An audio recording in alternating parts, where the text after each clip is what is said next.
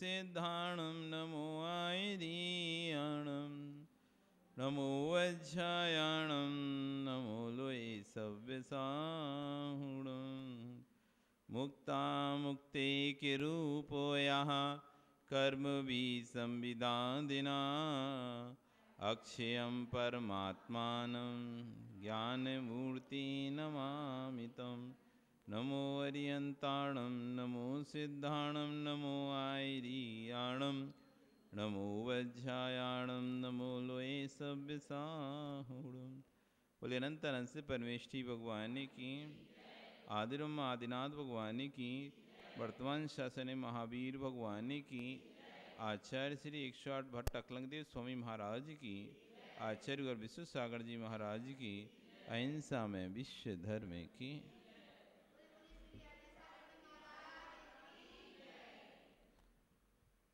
भवबंधु, 3 श्लोकों को हम यहाँ पर पढ़ चुके हैं, उन्हीं को एक बार उच्चारण करेंगे। मुक्ता मुक्ते के रूपो यः कर्म भी संविदादिना अक्षयं परमात्मानं ज्ञानमूर्ति नमामि तं सोऽस्यात्मा सोऽपयोगोऽयं क्रमाधेतु फलावः यो ग्राह्यो ग्राह्यनाद्यस्ता स्थितिपत्ति व्यात्मिका प्रमेयत्वादिभिर्धर्मैः रजितात्मा चिदात्मका ज्ञान दर्शन तस्मात् चेतना चेतनात्मका।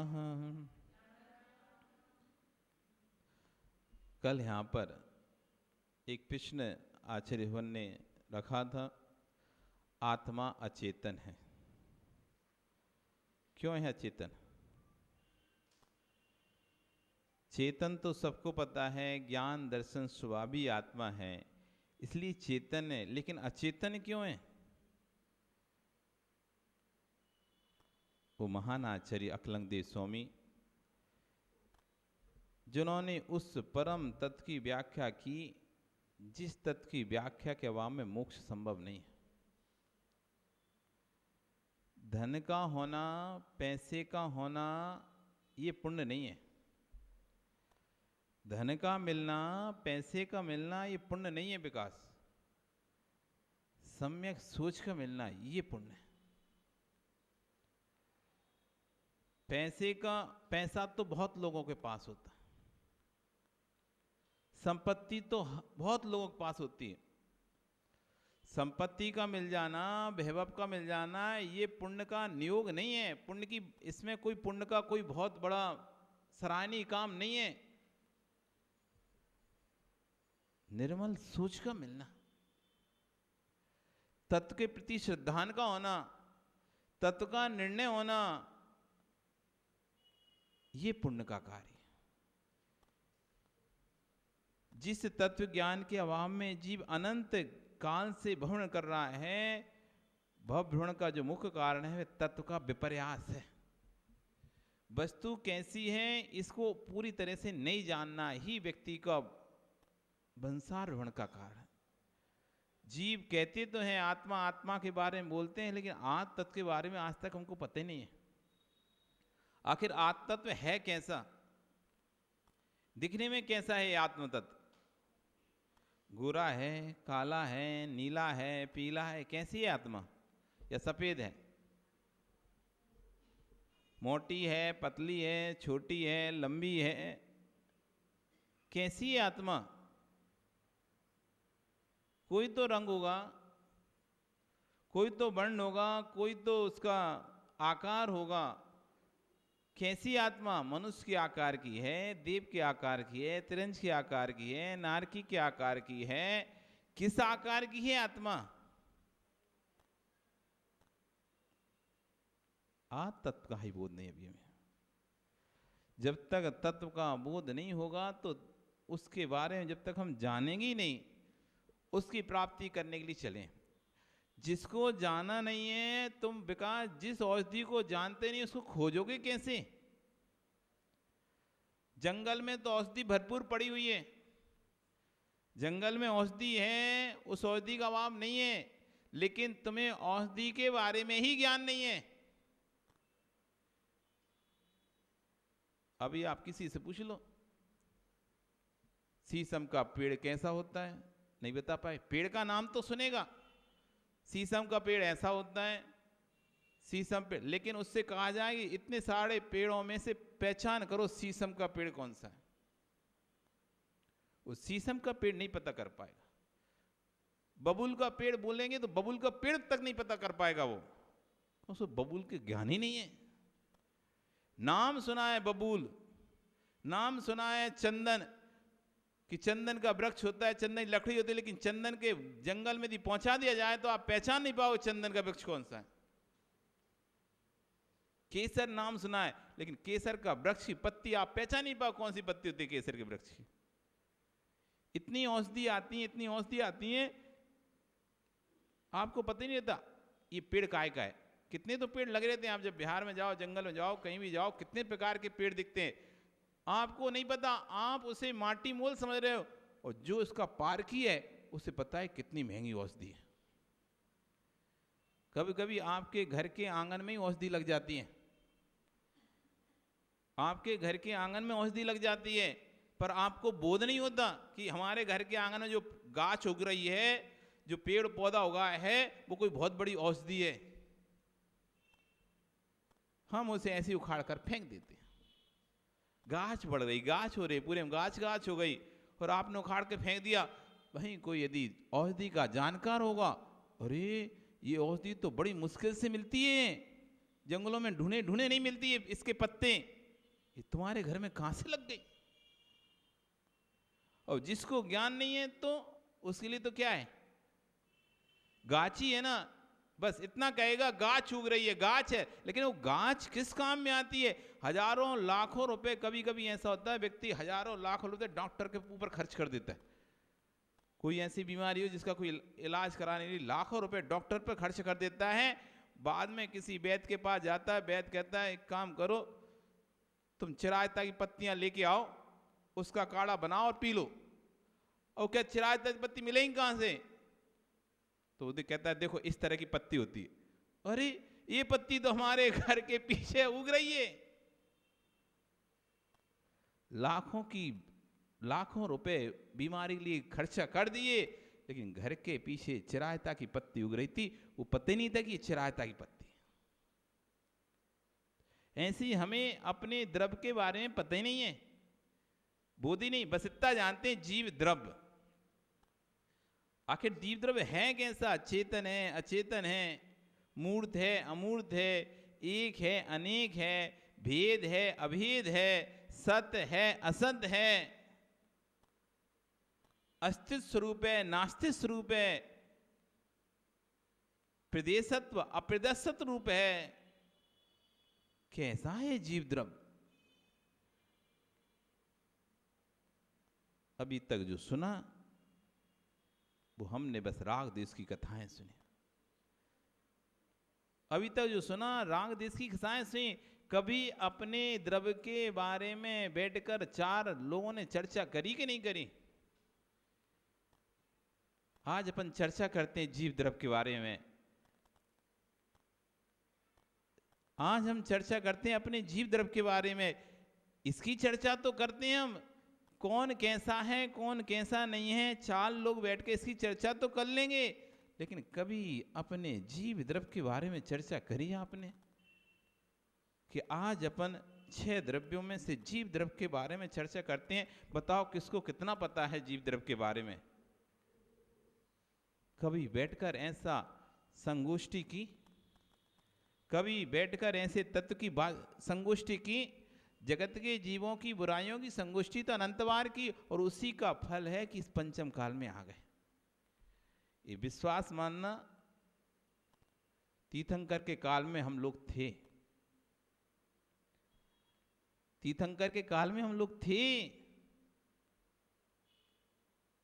तीर्थंकर का सानिध्य भी हमको मिला है, लेकिन वहां भी हम तीर्थंकर के काल में भी इसी तरह पर के दोषों को देख रहे थे। विजय, ऐसा नहीं समझना कि हमें तीर्थंकर का सानिध्य नहीं मिला होगा, हमें तीर्थंकर का सानिध्य मिला होगा, तीर्थंकर की वाणी सुनने भी मिली होगी, तीर्थंकर के साथ विहार करने भी मिला होगा, लेकिन उस समय भी हमारी दृष्टि तत्व के ऊपर नहीं थी, पर तत्व पर थी, दूसरों पर थी। इसलिए इस पंचम खोटे काल में आना पड़ा। माताओं, बुरा नहीं मानना, मनुष्य आयु का बंद किया था आप लोगों ने, मनुष्य आयु का बंद किया था आप लोगों ने। पुरुष बनते आप, लेकिन आयु बंद करके तीव्र मायाचारी की, इसलिए स्त्री बनना पड़ा। पुरुषों ने भी पुरुष आयु मनुष्य आयु बंद किया है, आपने भी मनुष्य आयु बंद किया है। कोई अलग से इन्होंने आयु का बंद नहीं किया। आयु तो ऐसी, स्त्री आयु तो नाम की कोई आयु है नहीं है, पुरुष आयु नाम की कोई आयु है नहीं है, नपुंसक आयु नाम की कोई आयु है क्या? एक ही आयु मनुष्य आयु। आपने भी मनुष्य आयु बांधा है, इन्होंने भी उसी मनुष्य आयु का बंद किया है। लेकिन ये पुरुष बन गए, आप स्त्री बन गए, क्योंकि आपने आयु बंद करने के बाद तीव्र मायाचारी को किया था। इस कारण से स्त्री पर्याय को प्राप्त करना पड़ा। और यदि यहां भी इस पर्याय में आकर भी नहीं संभले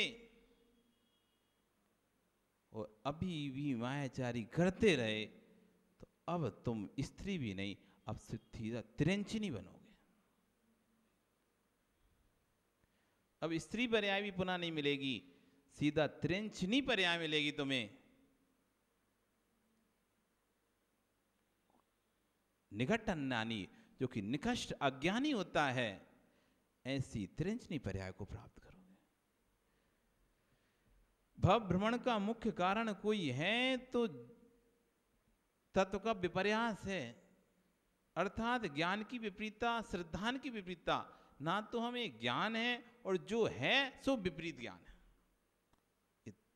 तीसरे उसकी व्याख्या कर रहे हैं आचार्य भगवान कि जिस तत्व को समझना है, पहले उस तत्व के प्रति श्रद्धान होना जरूरी है, उस तत्व के प्रति ज्ञान होना जरूरी है। यदि उसके प्रति श्रद्धा नहीं है, इसके प्रति ज्ञान नहीं है, तो आप कैसे उसके प्रति आचरण कर पाओगे? कितना समय हमारा निकल चुका है, कितना समय व्यतीत किया है उल्टे को सीधा समझते समझते। आज तक हमारा समय इसी में तो व्यतीत हुआ है, उल्टे को सीधा समझना, यथार्थ समझना, सम्यक सोच का मिलना पुण्य का नियोग है। डायरियों पर नोट कर लो इस बात को, आचार्य कहें डायरियों पर नोट कर लो, सम्यक सोच का मिलना पुण्य का नियोग है।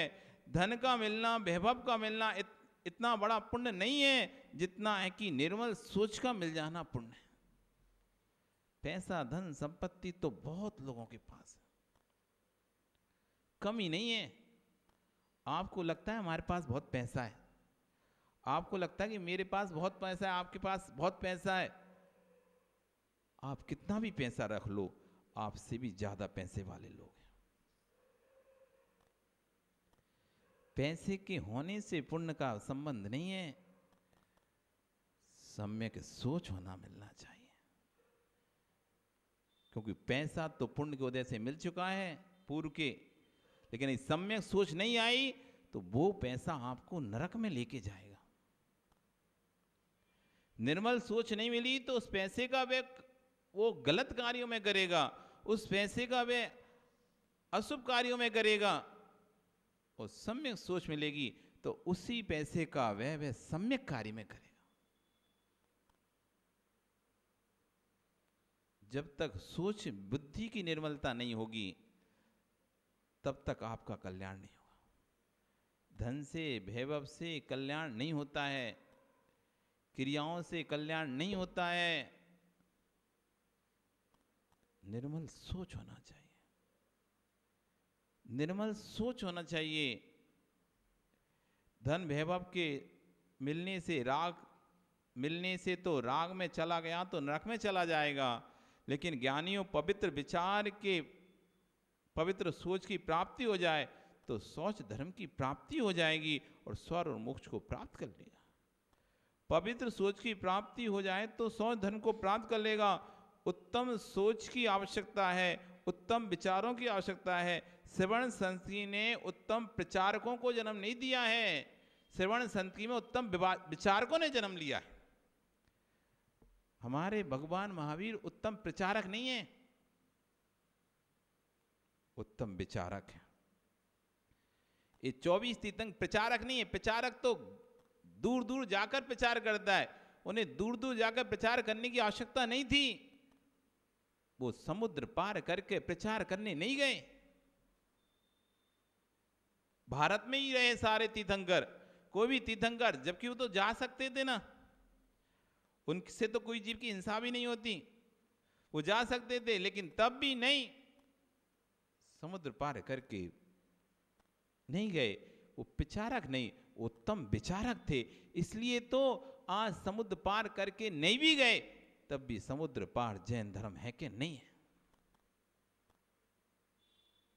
लोग तो जा जाकर अपना धर्म यहां से उठाकर दूसरे देशों में स्थापित किए हैं, इन्होंने स्थापित नहीं किया।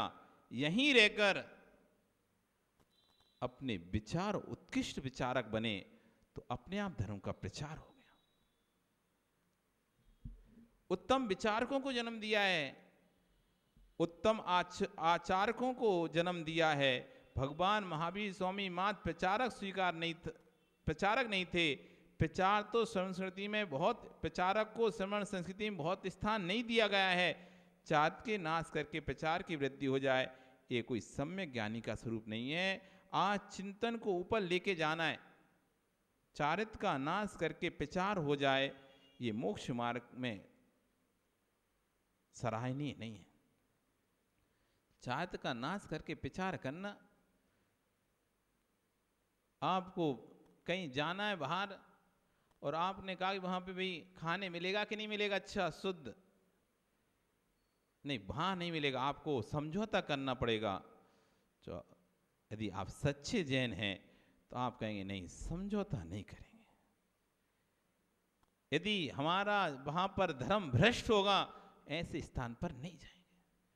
अब जिनके नियम हैं, देव दर्शन के मंदिर के नियम है, अब बेटा पहुंच गया अमेरिका में, कैलिफोर्निया में पहुंच गया, कहीं कोई कहीं पहुंच गया, वो बुला रहा है, माँ आओ, हम अमेरिका में आ जाओ, हम इंग्लैंड में आ जाओ, तो आने से पहले पूछ लेना मेरा धर्म वहां पर पलेगा तो हम आएंगे। धर्म को नाश करके तुम्हारे यहां आने की हमें आवश्यकता नहीं है।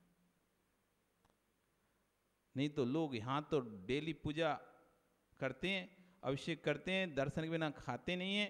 और भाई लोग जब विदेश में चले जाए, बेटे के पास चले जाते हैं, 6 महीना रहने कर आते हैं, 6 महीना में 6 दिन दर्शन कर लें वही बहुत है। 6 महीना में 6 दिन दर्शन हो जाए, क्योंकि कहाँ वो और कहाँ मंदिर पता नहीं। वहां तो, यहाँ तो हर 50 किलोमीटर पे कोई गांव मिल जाएगा, मंदिर मिल जाएगा, वहां कहाँ रखे मंदिर। इसलिए विदेश भी जाने का मन बनाओ तो पहले सोच लेना मेरा धर्म छूट रहा है, तो ऐसे विदेश नहीं जाना मुझे, ऐसे धर्म का प्रचार नहीं करना जिससे मेरा धर्म आचार छूट जाए। धर्म का नाश करके धर्म के प्रचार की बात की जाए, वे धर्म कैसा? जिस धर्म में धर्म का नाश करके धर्म के प्रचार होते हैं, वो बौद्धों ने धर्म का प्रचार करने के लिए मांस खा लिया। उस धर्म को प्रचार करने के लिए ऐसे प्रचार से क्या फायदा जिसमें धर्म का नाश होता है। जब तक बुद्धि की निर्मलता नहीं होगी तब तक इस चीज को समझ नहीं पाओगे आप। ये न्याय है। न्याय को समझने के लिए अपने पूरे दिमाग को ठंडा रखना पड़ेगा, खाली रखना पड़ेगा। इधर उधर की बातें दिमाग में भर के चलोगे तो आप इस न्याय विद्या से वंचित रह जाओगे। चिदात्मा रचितात्मका प्रमेयत्वादि वीर धर्मई रचितात्मा चिदात्मका ज्ञान दर्शन तत्तस्मा चेतना चेतनात्मका। ये आत्मा चेतन मात्र नहीं है, ये आत्मा चेतन भी है। कैसे? इस आत्मा के अंदर अनंत गुण हैं। कितने गुण हैं? अनंत गुण हैं। उन अनंत गुणों में से चेतन गुण कितने हैं?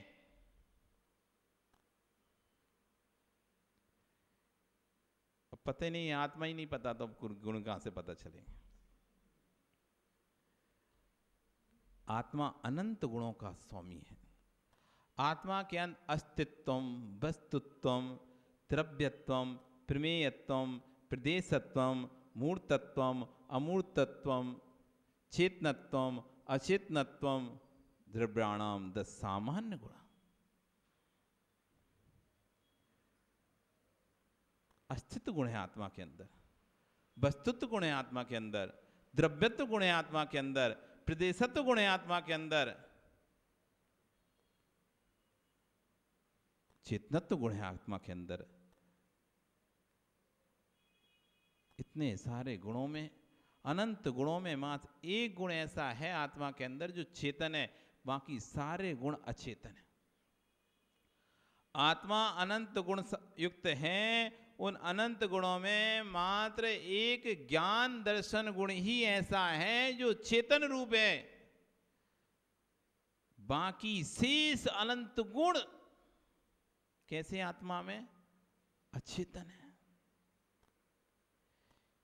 इसलिए आत्मा चेतन है तो सिर्फ ज्ञान दर्शन गुण के कारण है। ये ज्ञान दर्शन गुण अन्य द्रव्यों में पाया नहीं जाता। बाकी के अस्तित्व, वस्तुत्व, द्रव्यत्व, प्रदेशत्व, प्रमेयत्व आदि जो गुण तो अन्य द्रव्यों में भी पाए जाते हैं। लेकिन जो ज्ञान दर्शन गुण है वो सिर्फ आत्मा के अंदर पाया जाता। इसलिए ज्ञान दर्शन गुण की अपेक्षा से आत्मा चेतन है। और शेष जो गुण हैं उन गुणों की अपेक्षा से आत्मा कैसी है? ज्ञान दर्शन गुण आत्मा में पाया जाता है, ये गुण अन्य द्रव्यों में नहीं पाया जाता। दो प्रकार के गुण होते हैं, एक सामान्य गुण और एक विशेष गुण। गुण दो प्रकार के होते हैं, सामान्य गुण, विशेष गुण। सामान्य गुण, आपका सामान्य गुण क्या है? जैन। जैन कहेंगे तो कौन सा परिवार उठ के आएगा यहां पे? जैन परिवार आ जाए, जैन परिवार आ जाए तो कौन सा परिवार बैठा रहेगा और कौन सा उठे आएगा?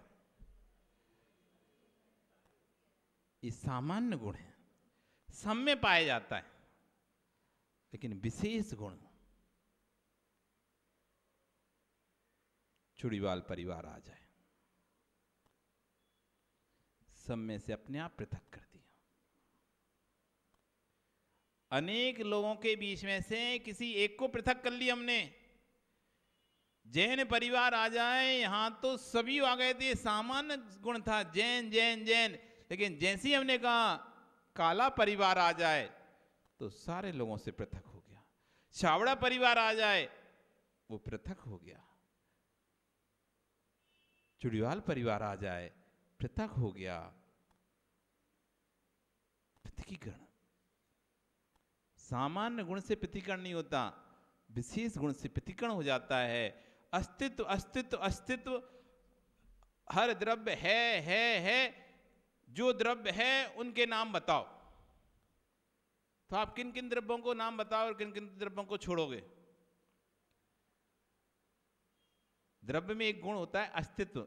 जिस अस्तित्व गुण के कारण द्रव्य का अस्तित्व होता है, उसकी मौजूदगी, उसकी सत्ता का बोध होता है उस अस्तित्व गुण के कारण। अब हम कहें किन किन द्रव्यों में अस्तित्व गुण हैं, वो द्रव्यों के नाम गिनाओ, तो आप कौन कौन से द्रव्य के नाम गिनाओगे? कौन कौन से द्रव्य हैं जिनके अंदर अस्तित्व गुण है? तो सभी द्रव्यों के अंदर अस्तित्व गुण है, तो आप किसके नाम गिनाओगे? सभी के नाम गिना दोगे। लेकिन यदि हम कहें उस द्रव्य का नाम गिनाओ जिसके अंदर चेतन गुण है, ज्ञान दर्शन गुण है, तो आप कितने गुण द्रव्यों के नाम गिनाओगे? सिर्फ एक जीव द्रव्य का ये विशेष गुण, इसने सभी द्रव्यों में से उस द्रव्य को निकालकर अलग रख दिया। सभी द्रव्यों में से उस द्रव्य को निकालकर अलग कर दिया। कमल, बासमती, चावल चावल चावल चावल चावल, सब एक चावल। फिर ये बासमती चावल है, ये अमुक चावल है, ये 555 ब्रांड है, ये 600 नंबर ब्रांड है, तो अलग अलग ब्रांड कर देते हो ना। फिर चावल चावल सामान्य, लेकिन आपने विशेष गुण, लंबा चावल, सैला चावल, पतला चावल, मोटा चावल, जैसे आपने चावल में भेद किए, ये विशेष गुण आपने किया, तो ये और चावलों से उसको भिन्न कर दिया। अनाज अनाज अनाज, इसमें कौन कौन सा अनाज आएगा? तो आपसे कहें अनाज लेके आओ, तो आप कौन सा अनाज लेके आओगे विजय? अनाज लेके आओ तो कौन सा अनाज लेके आओगे? सब आ जाएगा। लेकिन जैसे ही तुम कहोगे गेहूं लेकर आओ, सारे अपने आप पृथक हो जाएंगे, नहीं हो जाएंगे?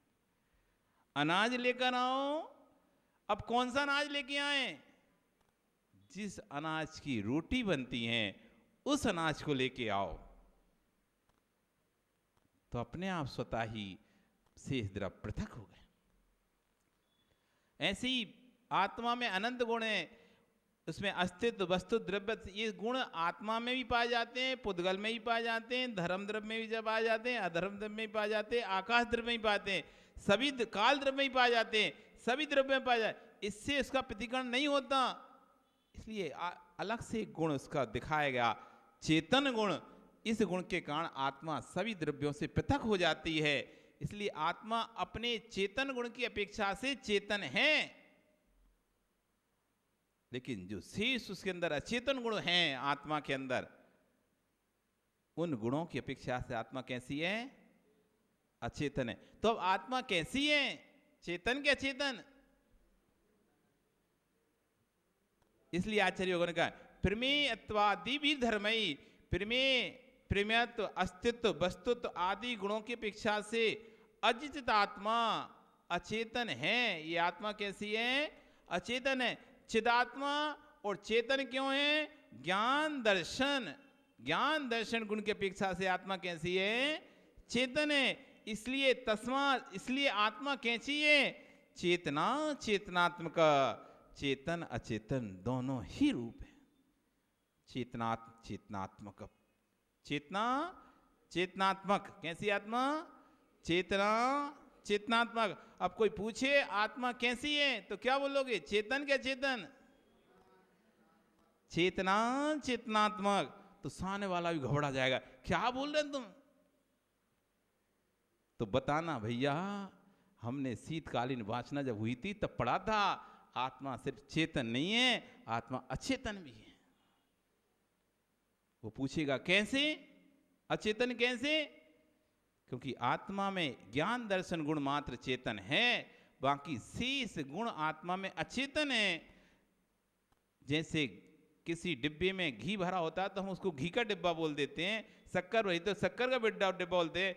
जब जो चीज उसके अंदर होती है उसकी अपेक्षा करके हम डिब्बे को वैसा बोल देते हैं। ऐसे ही आत्मा में जब ज्ञान गुण की अपेक्षा करते हैं तो आत्मा को चेतन बोल देते हैं, जब उनके अचेतन गुणों की अपेक्षा लेते हैं तो आत्मा को अचेतन बोल देते हैं।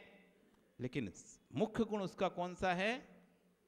चेतन गुण है।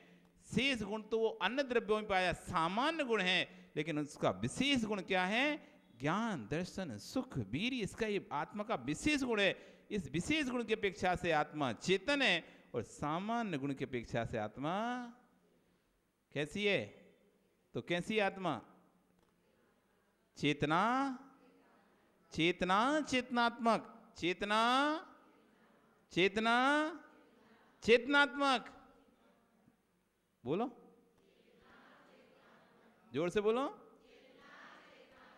हाँ, अब कोई पूछे तो कैसी आत्मा? चेतना चेतनात्मक है, ये हमारी आत्मा है। इस तरह आचार्य भगवान धीरे धीरे जिन सिद्धांतों को किसी ने बताया नहीं, जिन सिद्धांतों को किसी ने बोला नहीं, एक ही बात को सब कोई बोलता था, आत्मा चेतन है चेतन है चेतन है, आत्मा विशेष गुण की अपेक्षा से चेतन है, सामान्य गुण की अपेक्षा से आत्मा अचेतन है। अचेतन होते हुए भी आत्मा चेतन है। आपका समय हो, कल फिर आओगे पर्याय रही तो पुनः हम चौथा श्लोक आत्मा भिन्न है या अभिन्न है इसके बारे में समझेंगे। बोलिए भगवान महावीर स्वामी की जन्माणी स्तुति।